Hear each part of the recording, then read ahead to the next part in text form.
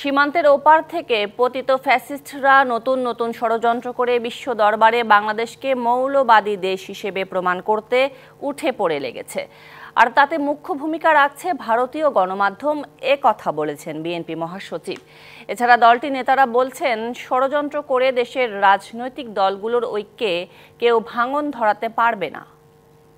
রাজধানীর কৃষিবিদ ইনস্টিটিউশনে ঢাকাস্থ ঠাকুরগাঁও ছাত্র পরিষদের কনভেনশন। কর্ণধাররা আপনাদেরকে অনুরোধ করব অতি শীঘ্রই। এতে যোগ দিয়ে বিএনপি মহাসচিব মির্জা ফখরুল ইসলাম বলেন, তরুণদের কারণেই আজকের বাংলাদেশ ফ্যাসিস্ট মুক্ত। কোনো ষড়যন্ত্রে পা দিয়ে এই অর্জন নষ্ট করা যাবে না। আমি খুব কষ্ট পাই, ভীষণ কষ্ট পাই যখন দেখি যে আমাদের ছেলেরা মারামারি করছে কলেজে। এই এখন যখন তোমরা এত বড় একটা বিজয় অর্জন করলে, একটা ফ্যাসিস্টকে দেশ থেকে তাড়িয়ে দিলে, এটা তো কোনো মতেই গ্রহণযোগ্য নয়। You must rise again. এটার বিরুদ্ধে রুখে দাঁড়াতে হবে। এটা একটা চক্রান্ত, এটা একটা ষড়যন্ত্র, এবং তোমাদের দায়িত্ব হচ্ছে এদেরকে বোঝানো যে this is not the way, এটা রাস্তা নয়। বলেন, ধর্মের নামে দেশের ভাবমূর্তি ক্ষুণ্ণ করতে সোচ্চার ফ্যাসিস্টরা দেশের বাইরে বসে করছে নতুন নতুন ষড়যন্ত্র। 25 বছরের ওয়ারেন্টিযুক্ত দীর্ঘস্থায়ী দরজা প্রোটেক্টর, আধুনিক ও মজবুত দরজা। সীমান্তের ওপারে বসে আছে, ওখান থেকে নতুন নতুন চক্রান্ত ষড়যন্ত্র করা হচ্ছে।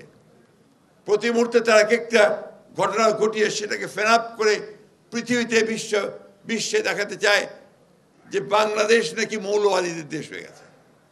বাংলাদেশে নাকি এখানে সমস্ত সংখ্যালঘু ভাইদেরকে নির্যাতন করা হচ্ছে। ভারতের পত্রপত্রিকাগুলো থেকে আমাদের সোশ্যাল মিডিয়াতে এমনভাবে রাখা হচ্ছে যেন বাংলাদেশে এখন এই ধরনের সমস্ত নিকৃষ্ট ঘটনা ঘটছে। ঘটনা তো তা না। জাতীয় প্রেস ক্লাবে আয়োজিত এক সভায় বিএনপি স্থায়ী কমিটির সদস্য নজরুল ইসলাম খান বলেন, বাংলাদেশের রাজনৈতিক দলগুলোর ঐক্যে কেউ ফাটল ধরাতে পারবে না। সবাই ঐক্যবদ্ধ থাকুন, সচেতন থাকুন, সতর্ক থাকুন, যাতে করে আমাদের ঐক্যে কেউ ফাটল ধরাতে না পারে, আর যাতে করে আমাদের বিরুদ্ধে কেউ ষড়যন্ত্র করে সফল না হতে পারে। কেউ যাতে দেশের ব্যাপারে চোখ রাঙাতে না পারে, সে ব্যাপারে সবাইকে সজাগ থাকার পরামর্শ দেন বিএনপির এই স্থায়ী কমিটির সদস্য। এমন একটা ঐক্য গড়ে তুলুন যাতে করে কেউ আমাদের বিরুদ্ধে কোনো চোখ রাঙানোর সাহস না। সাব্বির রোজ, ডিবিসি নিউজ, ঢাকা।